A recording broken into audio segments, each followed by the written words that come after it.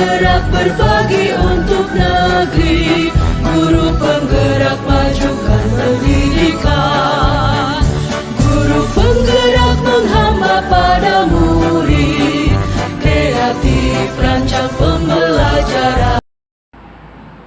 Assalamualaikum warahmatullahi wabarakatuh, Putri dan Bu Umi. Waalaikumsalam, Bu Emi. Bagaimana kabarnya hari ini, Putri dan Bu Umi? Alhamdulillah baik Bu Emi. Ya, apakah benar hari ini akan melaksanakan kegiatan coaching ya, Putri dan Bu Umi? Betul sekali Bu Emi. Dari kegiatan coaching nanti apa kompetensi inti yang akan dikembangkan, Putri? Di sini saya ingin mengembangkan 3 kompetensi dari coaching Bu Umi. Yang pertama, saya ingin mengembangkan yaitu hadir secara penuh. Kemudian saya ingin mendengarkan secara aktif. Dan yang ketiga, saya ingin membuat pertanyaan yang berbobot. Jadi saya ingin mengembangkan ketiga-tiganya Bu Emi. Ya, bagus sekali Bu. Jadi kalau ingin mengembangkan ketiga kompetensi intinya ini, apa yang sudah Putri siapkan untuk melakukan kegiatan coaching ini, Putri? Saya sudah menyiapkan alur ceritanya Bu. Jadi saya nanti pertama-tama akan menanyakan tujuannya dan tujuan dari kegiatan coaching, kemudian mengidentifikasi. Saya akan menggali potensi dari Bu Umi untuk membuat rencana aksi dan menanyakan tanggung jawabnya, komitmen untuk melaksanakan dari rencana tersebut. Ya, oke, kalau begitu Putri bisa dimulai coachingnya sekarang ya. Iya Bu Emi. Semoga sukses Putri kegiatan coachingnya bersama Bu Umi ya. Amin, terima kasih. Sama-sama Putri.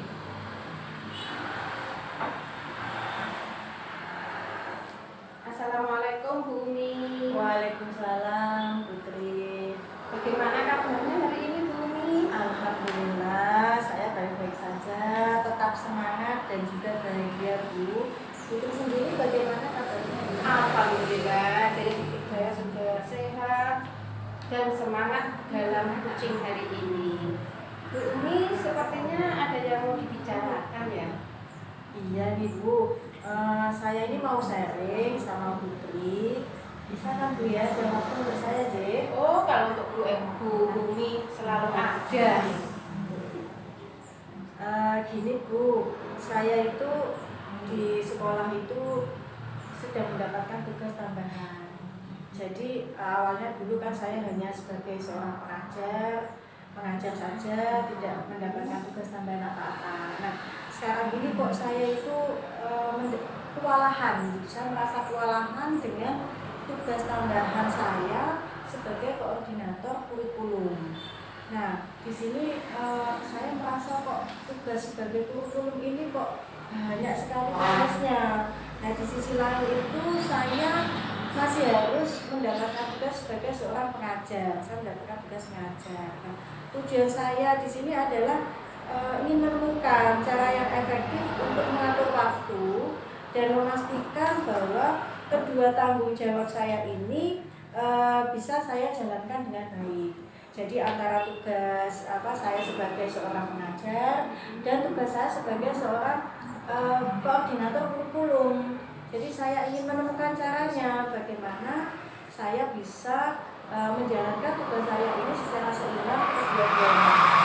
Oh, jadi intinya itu Bu Umi pengen mengatur manajemen waktu dan bagaimana mengoptimalkan produktivitas Bu Umi untuk menjalankan kedua peran tersebut ya Bu Umi. Jadi apa yang ingin Bu Umi dapatkan dari perbincangan kali ini Bu Umi?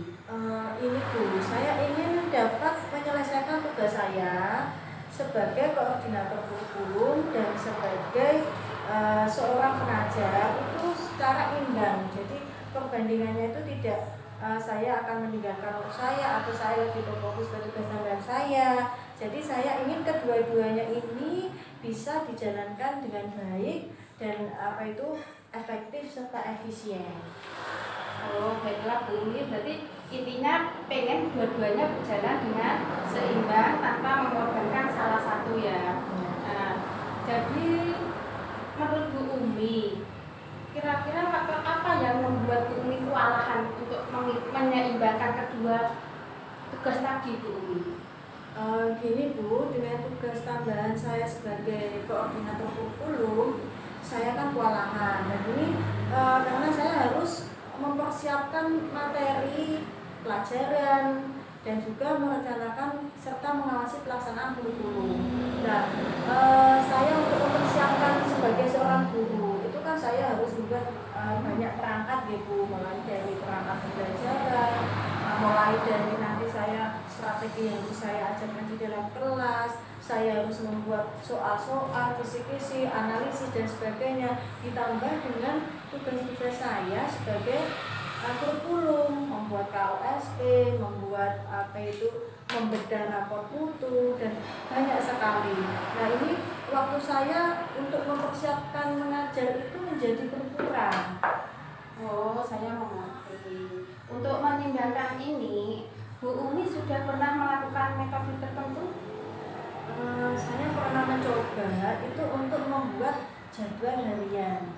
Jadi saya mencoba untuk membuat jadwal harian, tapi seringkali jadwal yang sudah saya buat ini itu tidak bisa mengikuti jadwal tersebut karena kadang banyak tugas itu yang mendadak dan sebagai peran kurikulum itu terkadang tugas itu mendadak, harus diplan, harus jadi gitu. Jadi saya merasa kadang jadwal itu tidak sesuai dengan yang saya jadwalkan.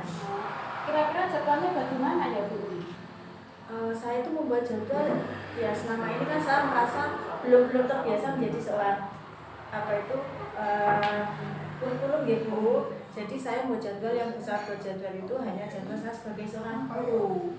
Jadi jadwal saya sebagai seorang guru, hari ini saya ngajar di kelas ini. Nah, untuk jadwal saya yang saya sebagai kurikulum itu belum terjadwal secara baik, secara sistematik. Walaupun jadwal harian saya itu sudah saya buat, tapi hanya sebagai guru saja. Gitu. Berarti ini tantangan buat Bu Umi ya untuk memiliki tanggung jawab mengerjakan kedua-duanya, baik kurikulum maupun guru dalam sehari-hari. Nah, kira-kira apa yang akan Bu Umi lakukan untuk mengatasi tantangan ini?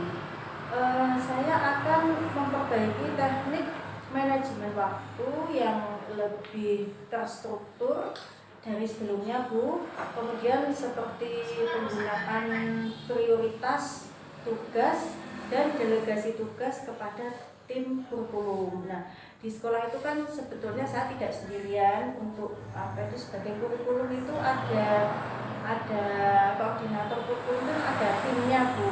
Sebetulnya di situ ada timnya. Nah, ini saya berencana untuk membuat jadwal saya ini secara terstruktur dan saya bisa membuat prioritas tugas saya. Jadi saya akan membuat prioritas tugas saya sesuaikan dengan tim. Jadi saya akan berusaha untuk membuat tugas-tugas kepada tim saya. Kemudian daftar itu akan saya delegasikan kepada tim saya. Nah, pendelegasian ini bertujuan untuk mengelola waktu ya Bu? Betul Putri. Jadi nanti gini Bu, kan di dalam delegasi yang saya berikan ini itu tim itu kan misalkan gini Bu, saya membuat KOSP itu kan selama ini yang baru saya kerjakan itu saya mengerjakan itu sendiri. Jadi rencana saya ini saya akan membuat jadwal, saya prioritaskan, saya delegasikan kepada tim. Misalkan di dalam KOSP itu ada asesmen. Nah, nanti di dalam asesmen ini itu ada timnya sendiri, ada tim sendiri, standar asesmen sendiri. Nah, nanti ini saya akan berencana untuk bagaimana sistem asesmennya sekolah yang dilaksanakan dalam pembelajaran ini, saya akan mendelegasikan kepada tim asesmen. Begitu juga dengan proses. Jadi untuk proses nanti saya juga akan membuat jadwal dan daftar kepada tim prosesnya untuk memberikan masukan ke saya. Proses pembelajaran selama ini yang akan dilaksanakan untuk tahun pelajaran itu bagaimana, itu akan saya delegasikan pada tim prosesnya. Begitu juga dengan sarana prasarana, kemudian ada pembiayaan, akan saya berikan pendelegasian itu kepada tim-tim tersebut. Wah, bagus sekali rencananya Bu Umi ini ya. Kira-kira Bu Umi apa yang akan Bu Umi lakukan untuk memperbaiki teknik manajemen waktu tadi Bu Umi? Saya akan membuat ini Bu, daftar prioritas dari pekerjaan saya itu yang berdasarkan urgensi dan pentingnya. Jadi selain itu mungkin ada beberapa tugas kurikulum yang bisa saya delegasikan ke yang lain. Nah, maksudnya begini Putri, urgensi itu terkadang seorang kurikulum itu membuat ada tugas, misalkan membuat KOSP atau rancangan PKT ya, itu kan ada deadline waktu dari dinas, misalkan tanggal sekian harus sudah jadi dan harus sudah ditandatangani. Itu misalkan berarti kan itu merupakan urgent ya. Jadi itu akan saya jadwalkan, yang urgent akan saya daftarkan sendiri. Jadi nanti saya akan membuat prioritas dan sesuai dengan pendelegasian kepada tim. Oh, rencana yang bagus sekali Bu.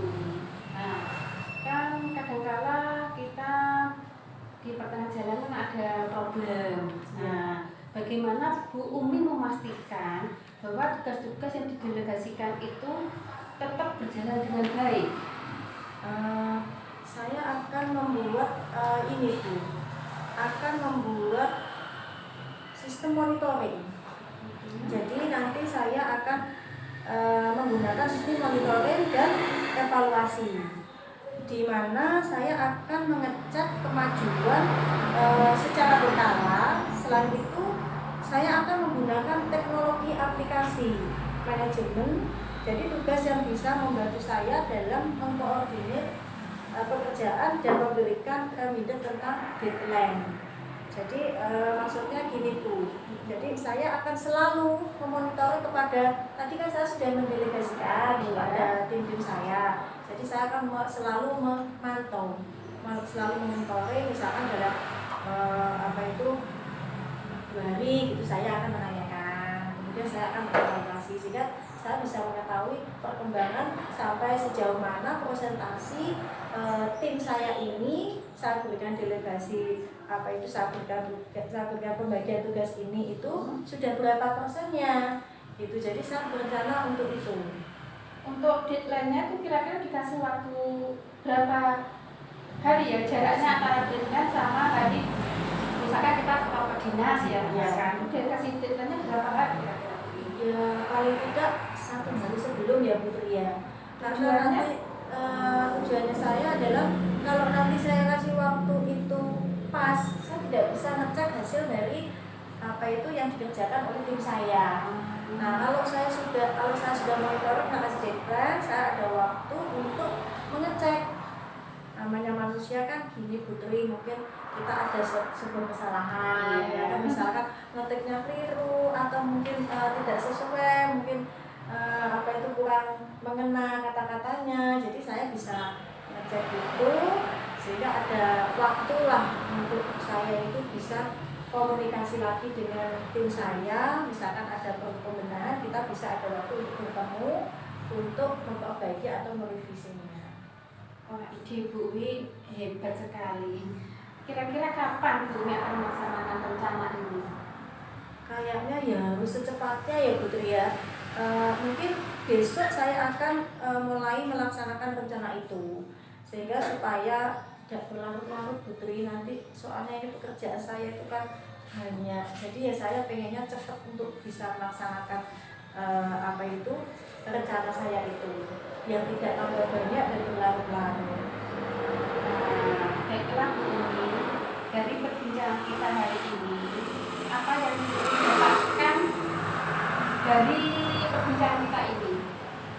Saya menjadi ini Bu, dengan perbincangan tadi itu kok saya menjadi ini ya, bersemangat. Saya menjadi bersemangat untuk segera beraksi Bu.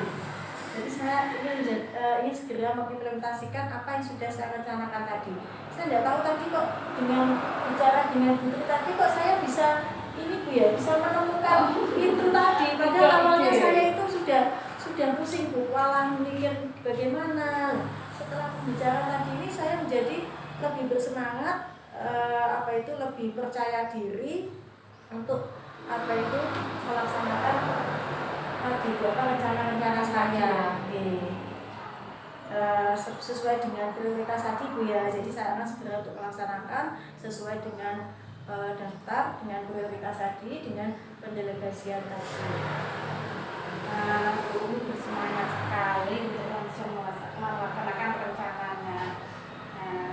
Semoga berhasil ya Bu Umi, tetap semangat, semoga dilancarkan rencananya dan semoga bisa berhasil. Amin. Terima kasih Bu.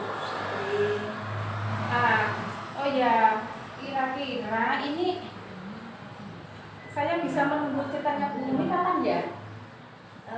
Mungkin ini Bu, kita akan bisa cerita-cerita lagi setelah saya dikasih waktu Bu ya.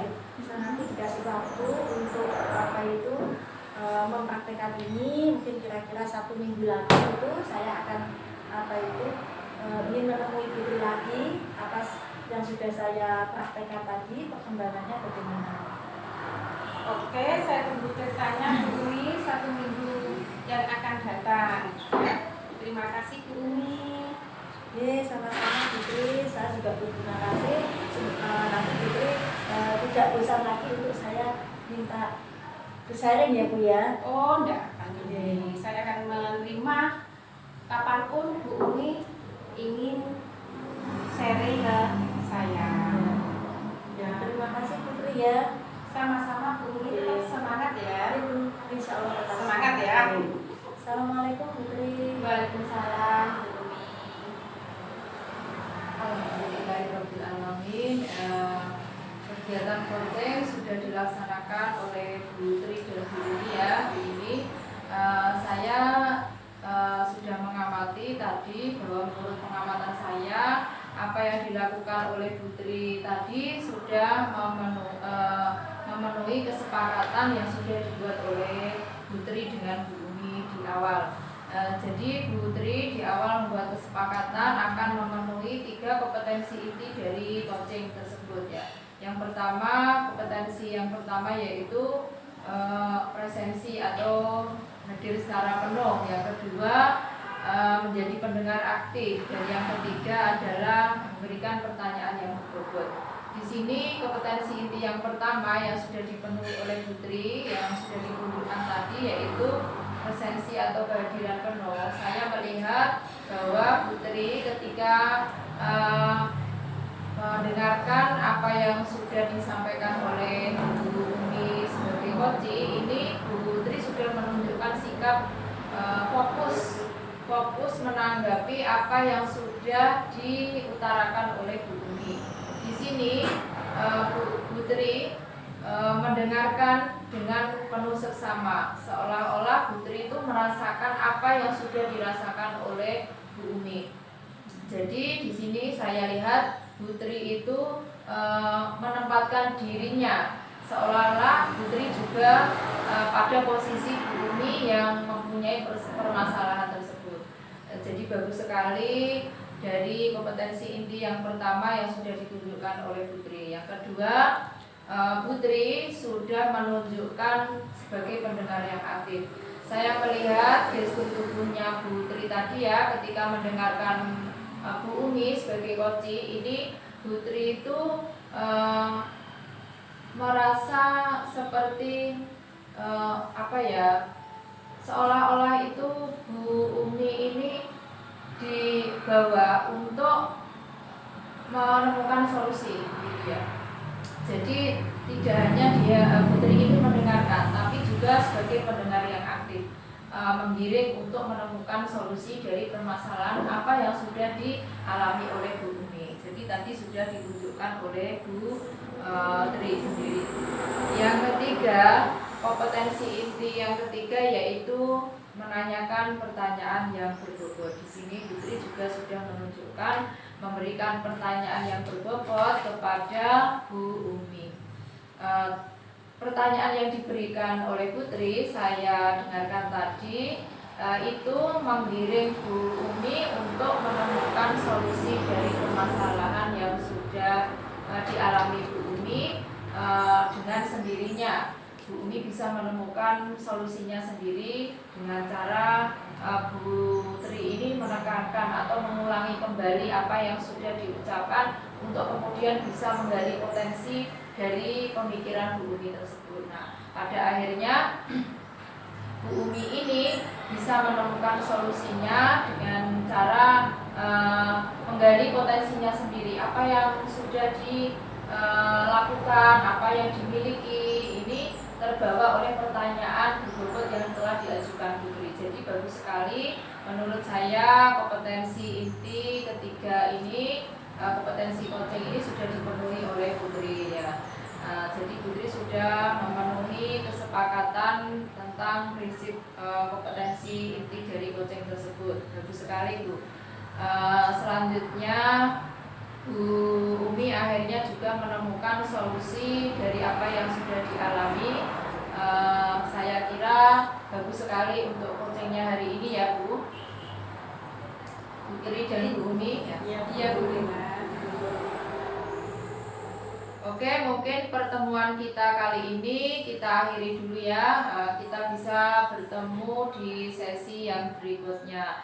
Semoga apa yang sudah dilakukan oleh Bu Tri dan Bu Umi dengan kegiatan coaching ini bermanfaat untuk pembelajaran siswa-siswanya di sekolah nanti. Bisa meningkatkan untuk pembelajarannya lebih baik lagi. Semoga bermanfaat Bu Tri dan Bu Umi ya. Terima kasih juga Bu